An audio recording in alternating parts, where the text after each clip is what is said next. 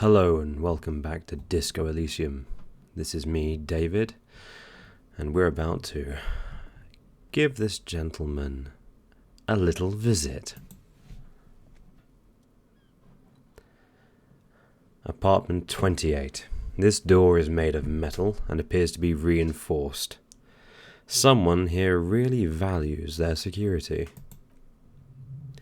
Number 28. This is where the cleaning lady said the smoker on the balcony lives.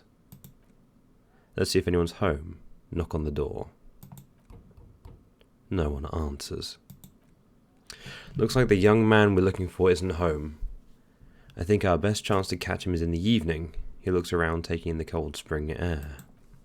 We should return tomorrow after we have finished with our day's work.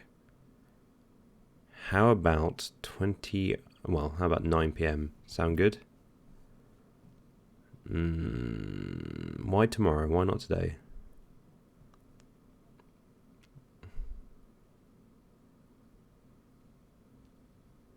What do you mean? The smoke on the balcony, this is why we're here, right? He might know something about the murder, so tomorrow, 9 p.m. 9 p.m. tomorrow. Right. And don't worry, it's mostly all still here. You can remember things, you got this. Sounds good tomorrow, 9 p.m. Tomorrow, 9 p.m. Right here, apartment 28. He writes it down in his little notebook. Good, let's go. Damn, turns out it's quite tricky finding someone in a big apartment building. Don't worry, you'll get him. Remember tomorrow. He's probably gone for today. Well, that wasn't what I expected to happen. So, tomorrow 9 p.m. Got to check out the Union box. I might look into that a bit.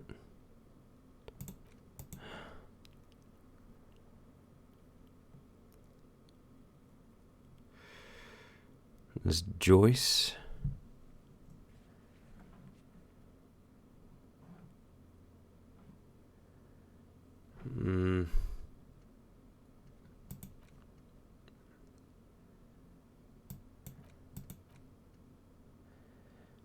This isn't ideal. I reckon Joyce has a lot to do with it, but I can't get into a building right now. I don't want smokes.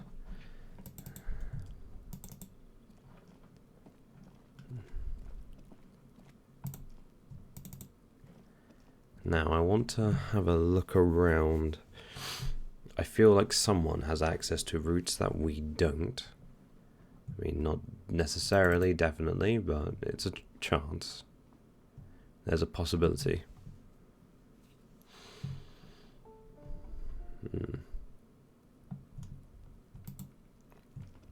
Not to mention it's getting late.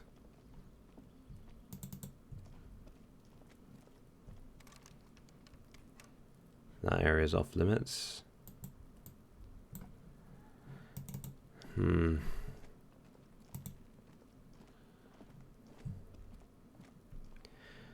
It does beg the question of what I should do next.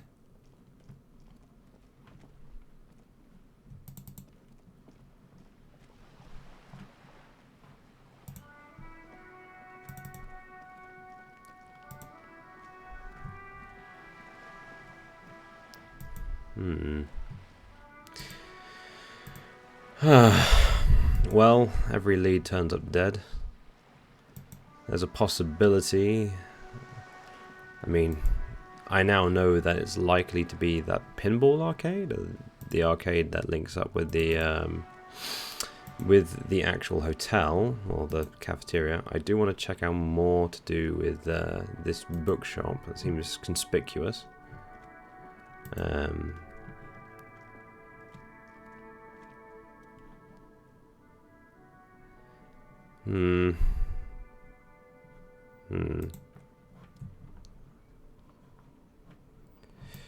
So, the question is, if that links on to another location, how would one access it? And this is important because right now I feel like That would be this building here, which is blocked up. I mean, we're still only on the first day. There's plenty more to do, I'm sure.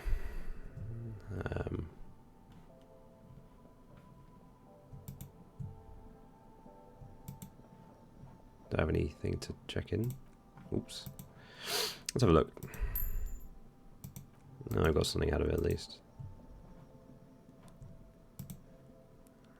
Welcome to Fripp. Feel free to look around or something.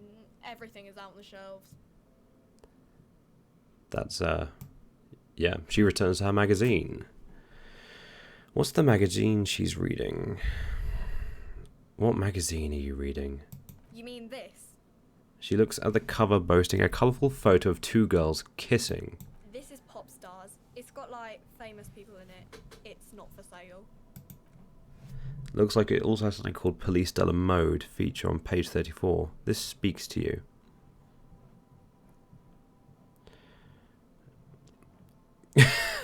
Forget about all that. What is this fashion police feature? It's where they rate different outfits famous people wear. It's kind of funny. They're kind of mean. It's about who's the most stylish.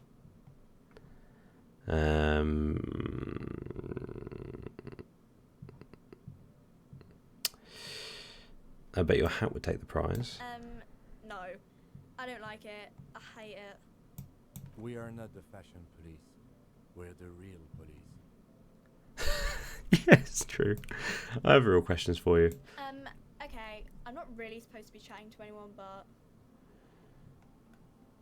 Does Freet have a warehouse in the back of the Whirling in Rags? A warehouse? I don't know. Maybe. I don't really care what Frit does.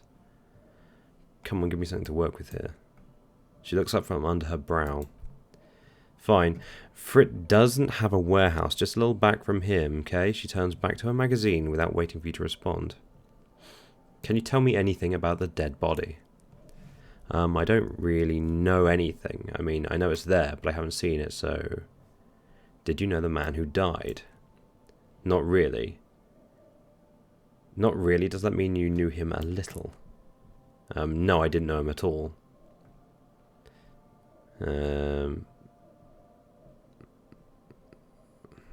She may not know anything.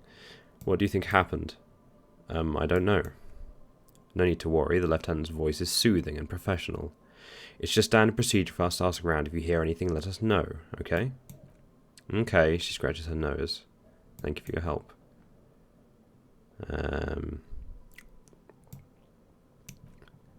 This is important. She scrunches up her face into an expression of consummate adolescent skepticism. Fine, yeah, same again. Okay. So Fritte has a back room, and it doesn't matter. Which means my theory about that bowling space might be correct. I can't remember, it was on the alarm though.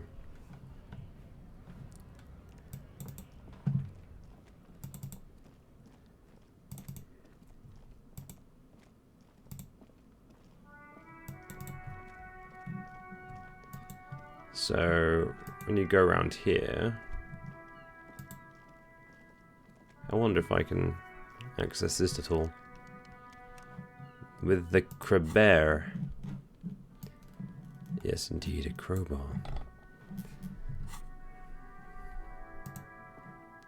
So, on a East Delta pinball, entrance from building B. Main hall B, whirling in rags. So there is definitely... I mean, that implies quite... Oh, hold on, I've got a crowbar. Wait, no, it's sealed tight, isn't it? That makes me wonder. Because... I guess it would be... If I zoom out a little. That's interesting. There's clearly roof access.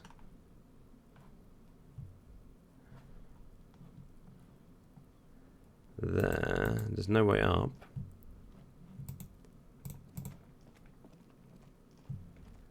But is there a way to get on the roof?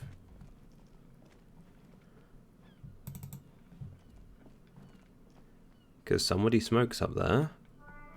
Yeah, someone smokes up there. So evidently somebody can get there. So someone's gotten to the roof and used it. Now how?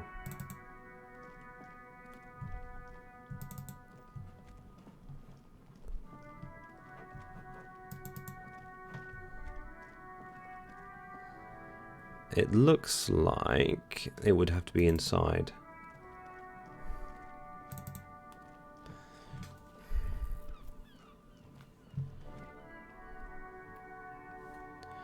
Interesting. Very interesting. I will endeavour not to accidentally record for an hour and a half this time around. What is your deal? It's all about money, you know? Okay, great. Well, that's unhelpful, sir. Maybe I'll ask the guy that hates me. Can I help you? Guard, I saw another thing at the Whirling. Mysterious blue door.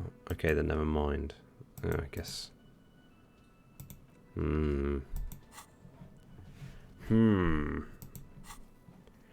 Kingdom of Conscience.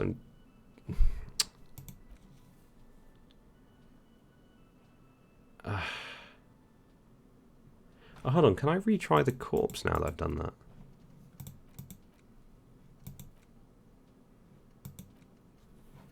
I mean, I could try the corpse and then do another.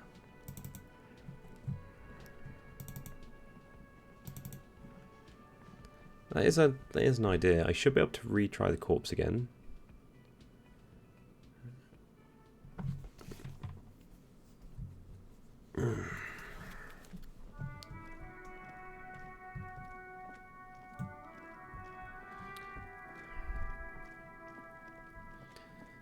If I've got volumetric ship compressor.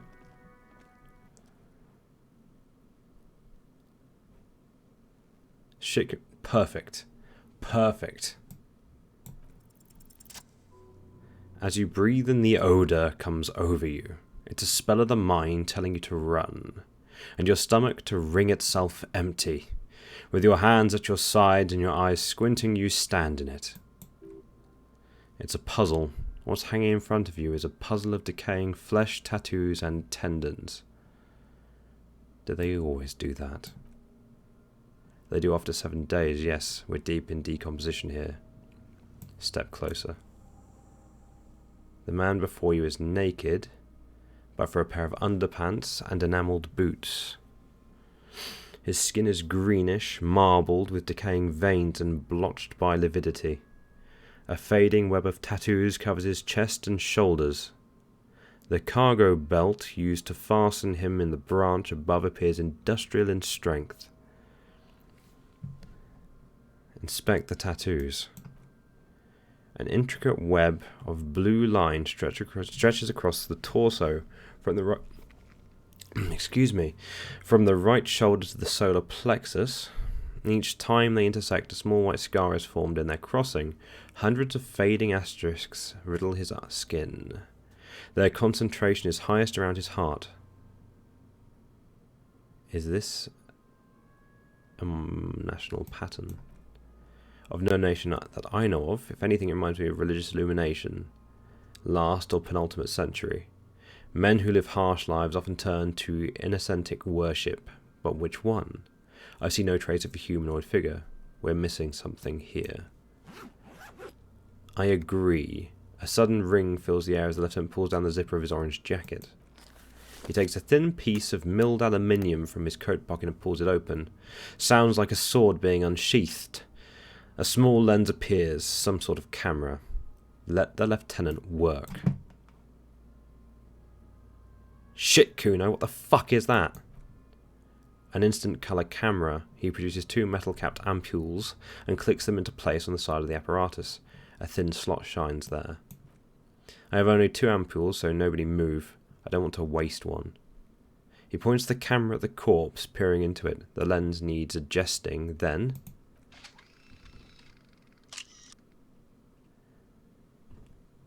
a sound, a shrill flash. followed by the breaking of a small ampoule of glass. You see streams of colour pour into the thick, glossy piece of paper rolling out. On it, a colour-perfect copy of the dead man's tattooed chest. In case we need it, the lieutenant says and shakes the paper, letting it dry in the cold wind. Cool machine. Yes, he slides the camera closed and tucks it away in his belt. It's pretty cool, isn't it? What do we need this photo for?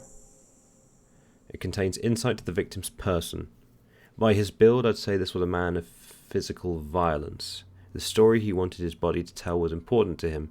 It is his letter to us. Someone should decipher it. We need to show it around.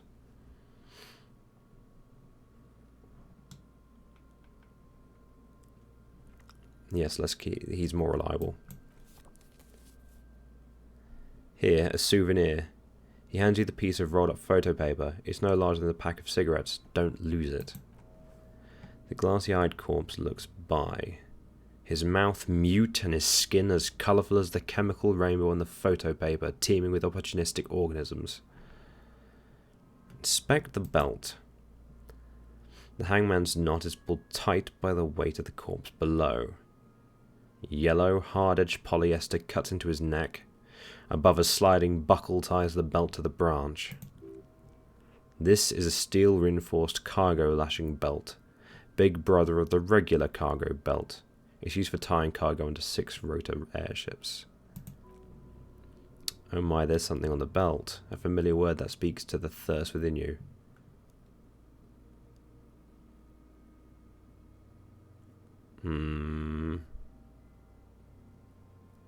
What was that? A word? Vermilion. In yellow letters along the length of the twisting cargo belt. Only a deep longing for vermilion golden spirits lets you decipher the fading logo of the local brewery. This is a bad time for a drink, right? Extremely.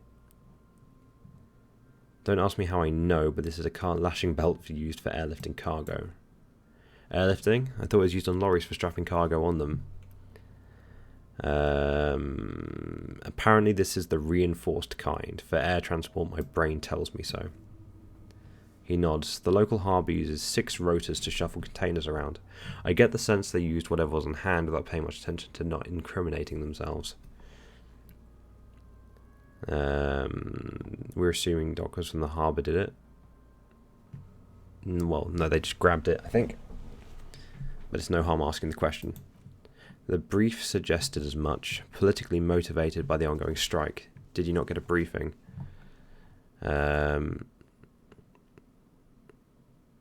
My past has undergone total annihilation. Nothing remains. My mother, the love of my life. Certainly not a briefing. That's a good line. Okay, he blinks. You should ask me. You should ask me for one the first moment we get. They sure wanted him to stay up there. The rope is reinforced with steel wiring. I was afraid it would be. He rises to inspect the noose. Thin steel wiring, parallel strands. This makes getting him down more problematic than I had assumed. How did they even get him up there? A noose is one of those things that's easier to use one way around. He points to the buckle, tying the belt to the branch above. Did they climb up using the kid's ladder? Point to the one at the side of the tree. That ladder can't carry a grown man. I didn't see any splintering either. Did you? I think they lassoed the branch, then pulled on the belt to close the buckle. He makes a pulling motion. Could be. The shape of the branch supports this theory. Back off and look at the corpse. Inspect the boots. The material appears to be ceramic. Its clean white stands in stark contrast to the decaying flesh above the knee. The man wore thick polymer socks, probably for padding. A fine array of interlocking plates covers them. Delicate and fragile. They feel alien to the world around you, out of place somehow. These are clearly not boots, they're armour. Possibly part of a larger set. These aren't just boots, are they? They're armour. Indeed. With his notebook under his arm, the lieutenant crouches to inspect the soles. Technically speaking, these are sabatons, not boots. Well, I'm going to be frank. It looks like they've got two pieces of, like, they're barely sabatons. They're foot protectors. You've got a toe plate and you've got an ankle plate. And those are greaves with knee cops, if we want to go down that road. But yeah, fine. What kind of armour is this exactly? Ceramic plate, zirconium dioxide most likely. This is where the make would be. Where? Under the heel. Fairweather. He turns the boot slightly. Fairweather model T500/VE. I'm guessing that's vitreous enamel. This is advanced stuff. What happened to the rest of it? The locals probably scavenged it. It would be odd if he had more on after 7 days. We should keep a lookout for these pieces. The armour could yield information. He nods towards Kuno, who's eyeing you suspiciously. This is one thing he might actually know. If you wear those pieces, it would help to protect your mortal coil. This is true. We know why the mortal coil needs protecting. No need to ask. Understood. The sabatons dangle off the man's decaying form, ageless and synthetic. The material looks out of place here. It is. It's expensive. The lieutenant draws a line in the condensation on the ceramic with his index finger. We've requested similar material for our tactical units for years now. The constabularies deemed it too costly. In that time we've lost 6 men to semi-automatics. How much are we talking about? For a full set, about 4 years of wages. For the northwest region of Revachol, an officer's average yearly income is 5,500 real, unadjusted for rank. Wait, my yearly wage is 5,500 real? Not too much, yes. It's enough. The lieutenant nods, wiping his finger on his sleeve. How could this man afford such expensive hardware? That is for us to find out. He checks his notes. Mr. Gart implied he was security personnel for the harbour company. This confirmed my own assumptions. And I've been told he was a mercenary. So we know he is private military. Which means likely that may be a corporate armour set, or he's very good at his job. These look pretty advanced for a security guard. I agree. This equipment is way beyond what a guard can afford. I don't think I should be pulling these boots off just yet, because I might take the leg down. Back off and look at the corpse. Look him in the eye. His eyes are milky white and blind to the world. Protruding comically from their sockets, there is no one home. Just subaquatic terrors there. Dark brown hair grows on his head. His face is ready to explode from the organic process inside. The death's head grin has passed. What remains is an unrecognizable mess. We can try this white check. The corpse is dead silent. You have no idea why you just said that. Who is he? He is male, 40 to 50, with an athletic build. I can try that again later. Squint and take a step back. As you narrow your eyes, the monster before you blurs into a violent mess of green and pink. This is a trick. You've done it before. Pink is where the blood settled in the first hours post-mortem. You can use it to see if the corpse has been tampered with. Does his position at the time of death match the discoloration? Observe. Oh, hello, colour change. Only the lower extremities are pink with a dash of blue. His fatted hands, thighs, and his neck just above the noose.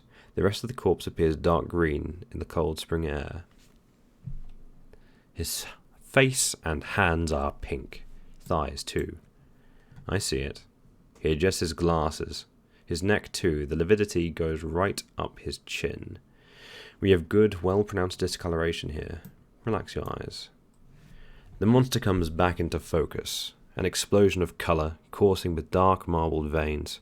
His stomach appears pregnant with something. Black liquid streams down his thighs into his boot. Continue. So what do you think? I think he was upright after death. His hands, feet, and neck are discoloured.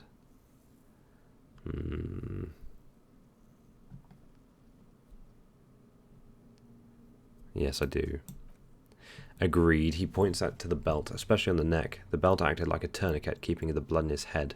The hypostasis supports are hanging. You would still like the hypostasis marks in the neck to be a bit more pronounced. For some reason, my brain would like the pink to be more pronounced, especially in the neck. Maybe it looks faint to you. He leans closer, covering his nose. It could be more pronounced, actually. Do meant to note. Duly noted, I guess. Maybe he was strangled by someone. Yes, there's always a chance we're wrong. We should check for ligament marks in his neck to see if they're in tune with the belt. We'll have to get him down first. Something is coming out of him. A pool of blood and feces has eaten into the frozen mud below the man's feet. Purged liquid is dripping into it, drop by drop. The victim appears to have contained no more than half a kilogram of digestion at the time of death. The fuck? The fuck he's saying? Just cutting in. Guy's talking about shit.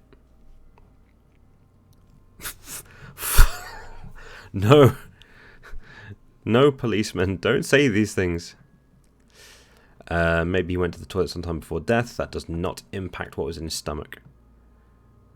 We got lucky. Did we? I don't feel lucky. He's beaten up. See the bruises?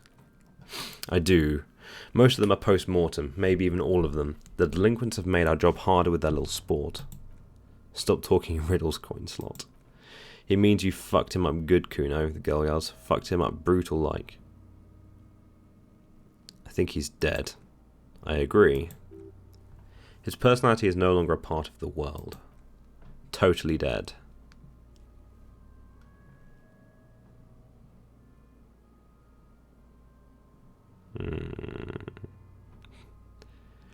The world no longer stores his personality in its composition. There was a time for that, and it ended 7 days ago. He nods in agreement with this advanced piece of conceptualization, having mulled it over left and says, that sounds about right, yes. Back off and catch your breath. But there is no breath to catch. Once the cadaver... only the cadaver filling the air in your nostrils, he slowly rotates before you, decomposing. I want to have another go at Inland Empire. I really do. So, this is where I can be a cheeky boy. I've got quite a few skill points and experience, so I could level up Inland Empire and have another go. Is there any equipment I have that I can use to make me better at Inland Empire? Suggestion, electrochemistry,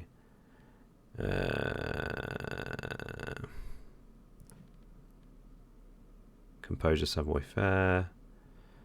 The necktie does Inland Empire. Visual calculus and drama. Rhetoric down. Any penalties on Inland Empire here? No, I don't think so. So, I have no way of getting a buff on Inland Empire. Oh, that's a nice bonus, just flat bonus, I guess.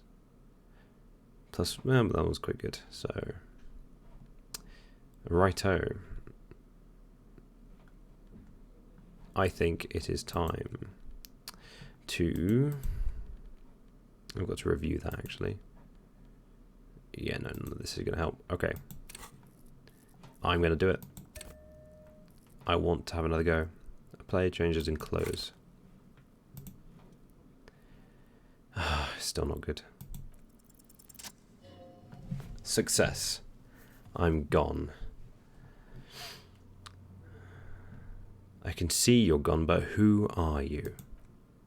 I'm a joke, look at me.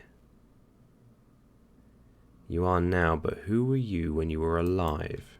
A killer. A motherfucker and a killer. I have another question for you. Go ahead, Kobo. Where have you gone? Into the wild pale yonder. Where is that? In the past, way out in the west. I can't get the damn compartment in my ledger open. The blue heart? Oh, that's good shit. You'll love it. Just press down and fuck. It opens like you always do. Fuck it hard. Kopopo the clown.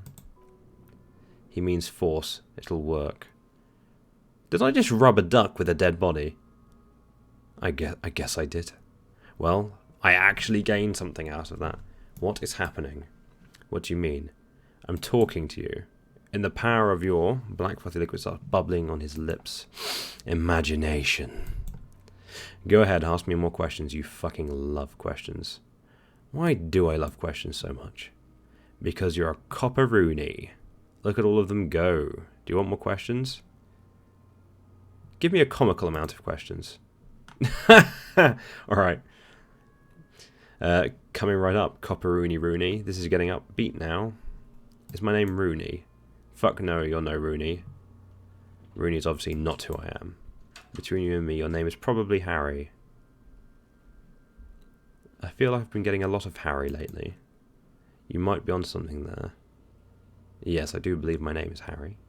Why do I feel like I've forgotten something terrible? Because you have. Who killed you? Love did me in, brother Copo. It was love all along. Can you ask me a question? Sure, Lobo, I can ask you a question. Why are you doing this? What? Looking at my face, motionless, looking into my eyes. Standing here. Why are you investigating my murder? Maybe this will lead to something. Something indescribable, unforeseen, miraculous. Ha! The clown lips on the corpse appear to smile. The face rotates before you slowly. Something is on its way. Something hidden. It's coming, a miracle from the northwest. It's almost here. You can feel it in the air on your hands, the cold spring air smoothing them over. I hate you, you stink and you're boring. Do I remind you of someone? A child born with Moller's disease. Harlequinism. Grown up miraculously.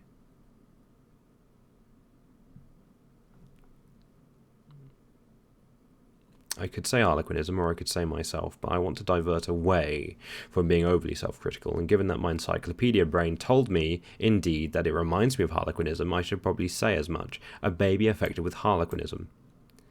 You sure we're going to do that one, Copoloni? I probably saved myself some mental duress there. Enough. I have something I need to know, Corpse Man. Yeah, it's, yeah, I'm glad I asked him for more questions. So, how do we get him down? He stops to think, then checks his notes. Are you sure we finished the preliminary examination of the cadaver? We might miss some of these things once he's down. Step back and have another look first. I guess we need to go to the boots again. Yes, we know this. We know this. We know this. Knock on the boot. A small bell-like sound fills the air, like tapping on the side of a porcelain cup. The pry bar in your hand is itching for some action. Sounds fragile. It's anything but. This material is a kinetic redistributor. It spreads kinetic energy horizontally from plate to plate, dissipating it entirely. He points at the boot. See? I suppose when I said it wasn't really a sabaton, it may not be rendered as it's supposed to appear.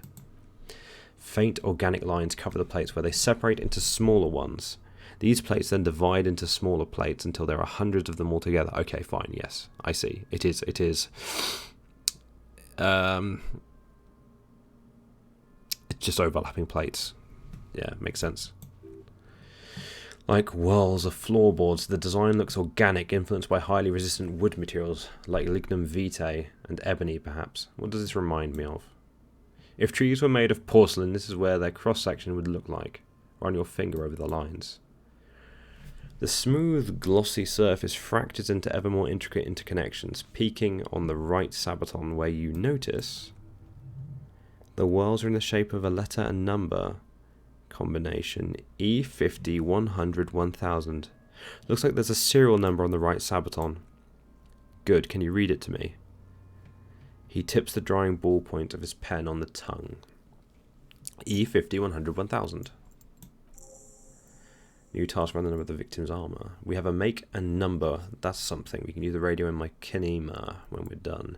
Either station can chase it for us. Pull the boot off. This feels dangerous. Are you sure? Better not even try, because I reckon his legs will come off. Back off and look at the corpse. Yes, the pre-nomination is done. Let's get him down from there. Oh wow, that's a lot of experience. Okay. The steel reinforced belt presents a unique challenge. I brought a chain cutter, but I don't see a good angle of approach to the belt. He doesn't actually think the challenge is unique. He thinks it's frustrating, annoying, and harder than he thought. The cadaver is a good 1.2 meters up. Neither one of us can reach the belt without assistance, and even if we do, there's a question of cutting the airship strength material.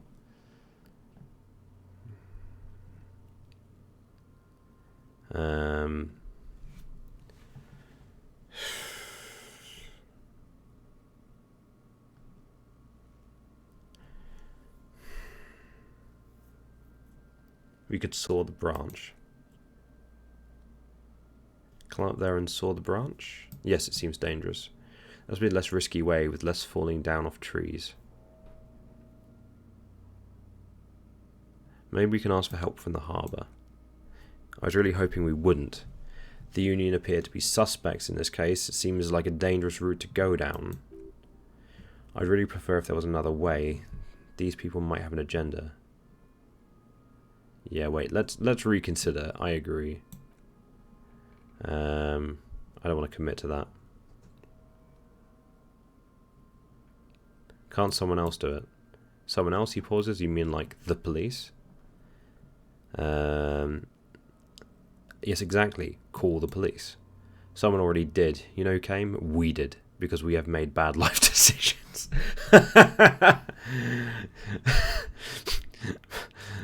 Oh, Kim. I know it's hard, but I assure you, the others won't come to help us. And we have a growing sanitary concern here. We need to get him down fast. Seems like a lot of hassle. It's not really an answer. Maybe we could shoot him down.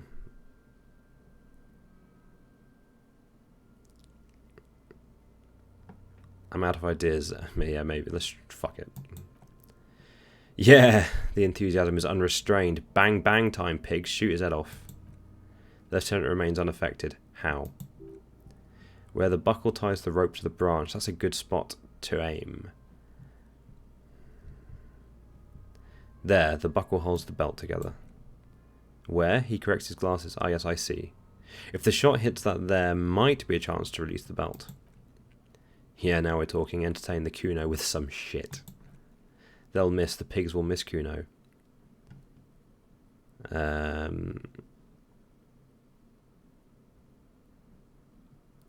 Say nothing, let him choose.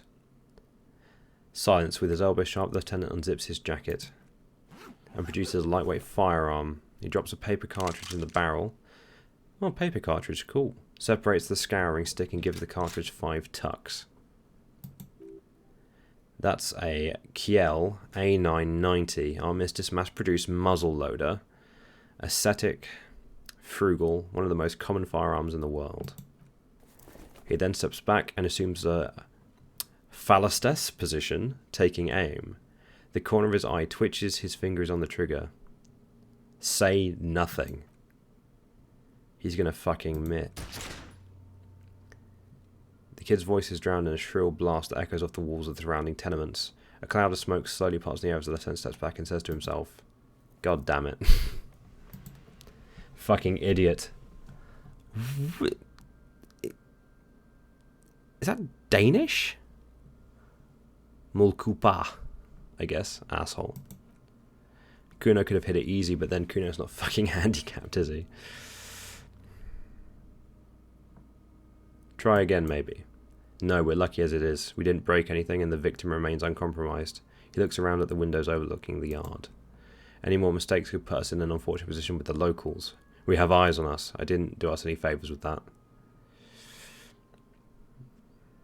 It's okay, man. Kuno's sorry too. Kuno feels sorry for the Binoculard. The lieutenant doesn't say a word, just looks at the gun in his hand. What now? I have to say it's beginning to look unlikely we can get him down without assistance.